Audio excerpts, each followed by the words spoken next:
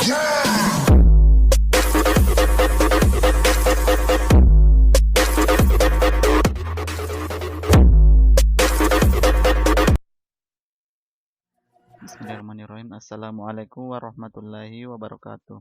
Alhamdulillah, puji syukur atas kehadirat Allah Subhanahu wa taala, karena atas limpahan rahmat, taufik dan hidayahnya lah sehingga kita masih diberi kesehatan dan kesempatan untuk kembali beraktivitas hari ini, tentu dalam rangka proses pembelajaran ya, yang kalian lakukan dari rumah masing-masing.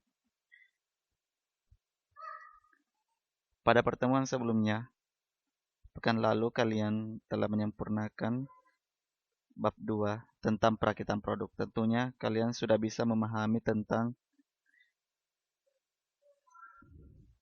teori dasar perakitan, metode perakitan, dan yang terakhir sistem perakitan dan keseimbangan lintasan. Nah, hari ini kita sudah masuk di bab 3, yaitu tentang pengujian dan evaluasi produk. Untuk materi kali ini, kalian harus memahami 4. Yang pertama, tentang hakikat pengujian produk. Yang kedua, tentang tujuan pengujian produk. Yang ketiga, tentang pihak yang berperan dalam pengujian produk. Dan yang terakhir, persyaratan pengujian produk. Langsung saja kita masuk ke bagian pertama. Oke, yang pertama adalah hakikat pengujian produk. Pengujian produk merupakan kegiatan penting untuk menjamin kualitas produk di pasaran. Sebelum sebuah produk dipasarkan, perlu dilakukan pengujian produk terlebih dahulu. Nah, pengujian produk dilakukan dengan pengukuran terhadap sifat dan kinerja produk tersebut sesuai dengan standar tertentu. Proses pengukuran sifat atau kinerja suatu produk inilah yang disebut dengan pengujian produk. Nah, jadi pengujian produk adalah segala proses yang dilakukan oleh seorang peneliti, baik melalui pengukuran kinerja, keamanan, kualitas, dan kesesuaian produk terhadap standar yang telah ditetapkan. Bagi produsen, hasil pengujian produk berguna dalam pengersi pandang untuk mendapatkan hak paten atas produknya. Selain itu, pengujian produk dapat digunakan sebagai persyaratan dalam peluncuran produk baru. Data hasil pengujian produk dapat digunakan sebagai rujukan tepat agar mendapatkan lisensi untuk proses produksi dan penjualan. Ya, jadi untuk hakikat pengujian produk ini, ya, tentunya sebelum kita memasarkan sebuah produk yang telah kita hasilkan, ya, terlebih dahulu harus dianalisa dia, ya, ataukah diuji apakah memang sudah layak ya dikonsumsi atau sudah siap, ya, sesuai dengan standar yang telah ditetapkan oleh perusahaan. Kita lanjut ke materi yang kedua, yaitu tentang tujuan pengujian produk. Nah, ada banyak sekali tujuan daripada pengujian sebuah produk. Yang pertama, memastikan produk tersebut telah memenuhi persyaratan spesifikasi, regulasi, dan kontrak sesuatu produk. Yang kedua, memastikan produk sudah berjalan sesuai dengan standar melalui pembuktian demonstrasi produk. Yang ketiga, menyediakan data standar bagi kepentingan ilmiah, teknik, dan kegiatan penjaminan mutu. Yang keempat, menetapkan kesesuaian produk dengan penggunaan akhir. Yang kelima, sebagai dasar untuk komunikasi teknis suatu produk. Yang keenam, sebagai sarana perbandingan dengan produk lain.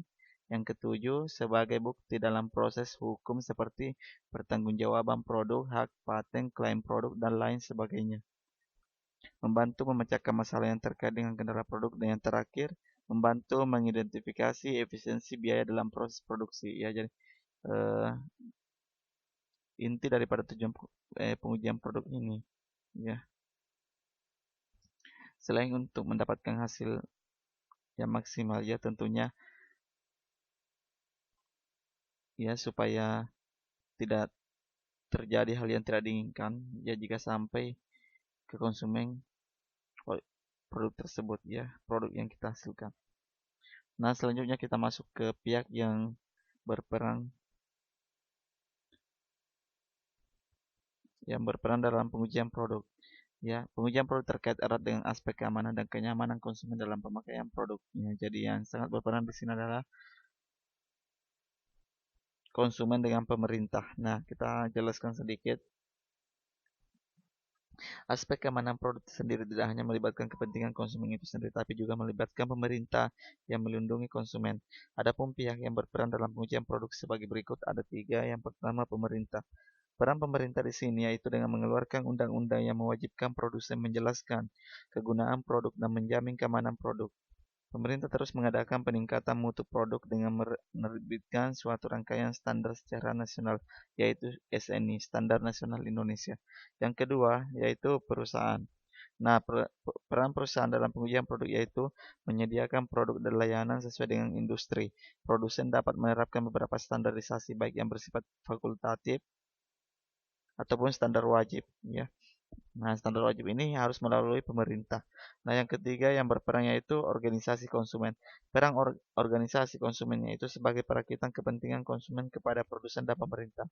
Ketika pemerintah dan produsen tidak menetapkan standar kualitas suatu produk, maka organisasi konsumen beranggapan bahwa kualitas merupakan hal terpenting bagi konsumen. Ya, jadi salah satu hal yang sangat penting yaitu kualitas. Ya, jadi harus dijaga jika kita membuat sebuah produk. Yang terakhir adalah persyaratan pengujian produk. Nah, ada beberapa persyaratan yang harus dipenuhi agar pengujian produk benar-benar akurat dan dapat diterapkan. Yang pertama adalah pendekatan sistem. Metode dan prosedur pengujian produk harus memiliki sistem yang standar sehingga setiap produk yang sejenis diuji dengan menggunakan cara yang sama, termasuk dalam hal-hal yang pertama, produk yang disiapkan harus sama, baik kemasan dan pengkodean. Yang kedua, kuesioner yang diajukan harus sama. Yang ketiga, rencana sampling yang sama. Dan yang keempat, metode preparasi dan tabulasi data dilakukan secara sama. Selanjutnya, data normatif. Pengujian produk dilakukan secara berkelanjutan dari waktu ke waktu. Tujuannya untuk membangun database normatif sehingga hasil uji produk lebih memiliki nilai. Yang ketiga, perusahaan penelitian yang sama. Ya, ada baiknya produsen menggunakan satu perusahaan riset untuk melakukan semua pengujian produknya. Yang keempat, uji lingkungan nyata. Yang kelima, populasi sampel yang relevan. Yang keenam, variabel kritis. Yang ketujuh, tindakan konservatif. Nah, semakin besar pangsa pasar, semakin bisa mempertahankan keadaan dalam memperkenalkan formulasi baru. Nah, itu adalah yang dimaksud dengan tindakan konservatif. Nah, itulah beberapa persyaratan ya dalam pengujian produk. Nah, oke, sekian materi yang saya sampaikan. Semoga kalian bisa memahaminya. Jika ada pertanyaan yang ingin diajukan, silakan menuliskan di kolom komentar YouTube. Ya, sekian dari saya. Wassalamualaikum warahmatullahi wabarakatuh.